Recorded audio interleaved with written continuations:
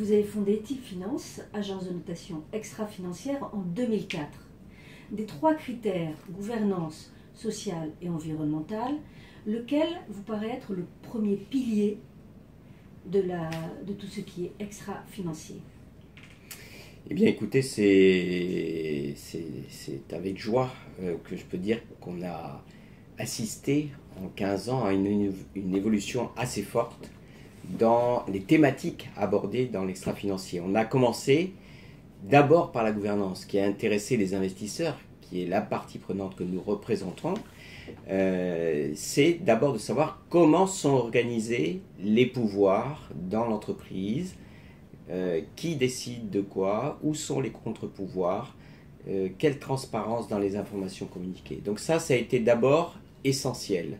Quand on a commencé en 2004, souvenez-vous, on n'est pas très très loin après les années Enron, qui sont d'abord les premiers éclaboussures, premiers éclats des problèmes de gouvernance. Et donc l'investisseur a dit plus jamais ça, il faut qu'on soit plus exigeant en la matière. Donc d'abord la gouvernance, ensuite on a vu au fil du temps, on a abordé des questions sociales, donc la gestion du capital humain dans l'entreprise, et ensuite dans l'environnement, pour reprendre le triptyque ESG, je dirais, pour répondre à votre question, on a fait GSE.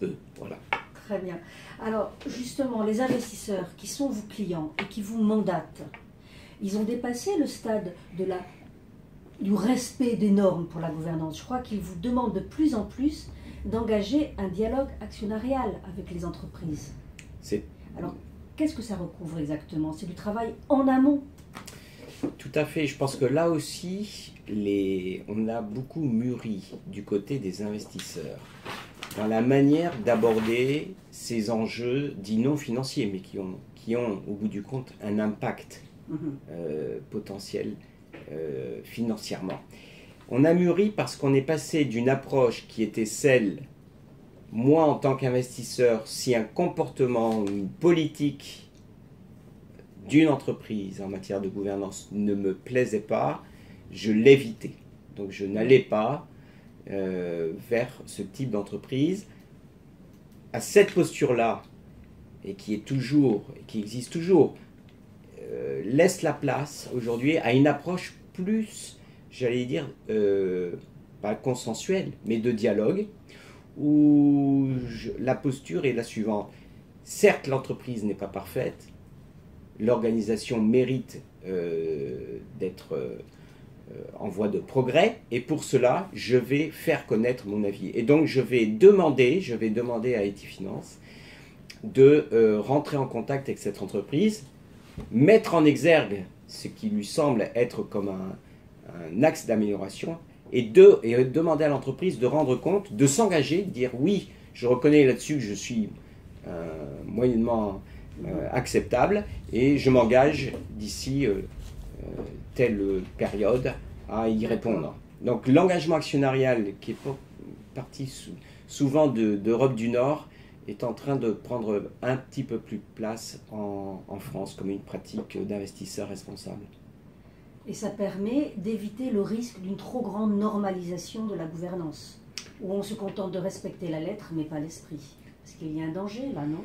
Oui, je pense qu'on est allé trop loin. Nous, chez Etifinance, où nous suivons beaucoup d'ETI, d'entreprises de taille intermédiaire en Europe, je pense qu'on est allé trop loin dans la réglementation, la formalisation d'une gouvernance un peu trop tick-boxing, où il faudrait avoir absolument une dissociation des fonctions entre président et directeur général, un comité des nominations, des rémunérations, d'audit. Tout cela, on arrive aujourd'hui, comme vous le dites, à remplir des cases, et ça ne vit pas forcément au sein des entreprises de taille intermédiaire. Ce qui semble peut-être être une bonne pratique ou des bonnes recommandations à faire vivre au sein du CAC 40 ou de l'Eurostoxx 600 n'est pas forcément sur du SBF 120 ou ailleurs, où l'entreprise ayant par nature moins de moyens à allouer, il faudrait en effet plus être dans l'esprit, et c'est un peu dans ce sens-là que chez Etifinance on fait un peu la promotion du code Middlenex qui nous semble être en matière de gouvernance plus respecter un esprit qu'une obligation à remplir des cases. Avec le printemps commence la saison des AG. L'année dernière, le thème principal était les rémunérations et le climat, toutes les questions environnementales. Comment est-ce que vous voyez, comment est-ce que vous sentez l'humeur des AG 2017 s'il y a déjà un fumet? Elles sont déjà, elles sont toujours un peu aussi un reflet de la réglementation qu'il y a en place dans notre pays, et on peut se réjouir que la France soit probablement en pointe en la matière. Par rapport à d'autres pays, je pense qu'on n'a pas à rougir. Le Say on Pay restera un sujet, mais moindre, parce qu'on est une fois de plus sur les ETI. La rémunération des CEO n'est pas tellement autant un sujet que ça peut l'être dans des très grandes entreprises. On aura des sujets évidemment liés à la loi Sapin 2, tout ce qui est lié à la place du lobbying dans l'entreprise, et les moyens qu'utilisent les entreprises et la transparence avec laquelle ils interagissent avec ces acteurs-là. Et puis tout ce qui est lié donc évidemment à la corruption, à la prévention de la corruption. Et donc ça sera important de mieux sensibiliser, je pense, les conseils d'administration de nos ETI sur la place d'un sujet difficile qui est de prévenir ce risque-là dans les transactions commerciales et l'obtention de marché. Je pense qu'on peut un peu progresser là-dessus, c'est sûr. Etiffinance, c'est tout récent, s'est rapproché avec l'agence Spread Research, qui est axée sur l'analyse des emprunts. Est-ce que les investisseurs ont la même exigence vis-à-vis des emprunts d'entreprise en matière d'ESG qu'en matière d'action?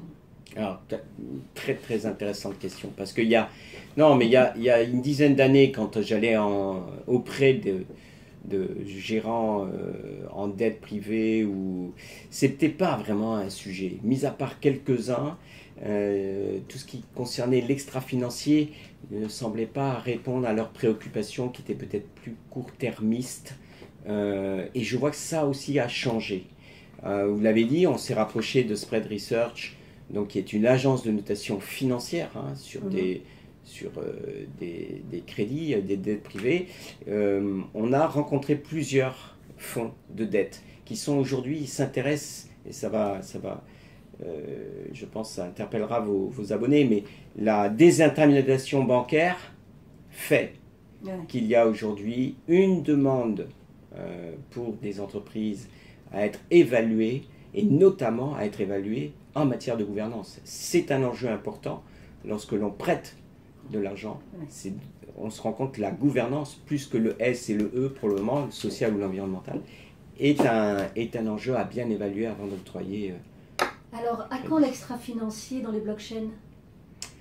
Alors là, je pense on va attendre encore quelques années, mais c'est probablement un sujet qui interpellera vos abonnés. Il y a un marché, à mon avis. Il y a un marché. Non, il y a un marché.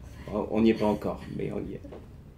Mais Monsieur de la Ville, merci beaucoup de nous avoir consacré du temps pour l'Hebdo des AG. Merci à l'Hebdo des AG.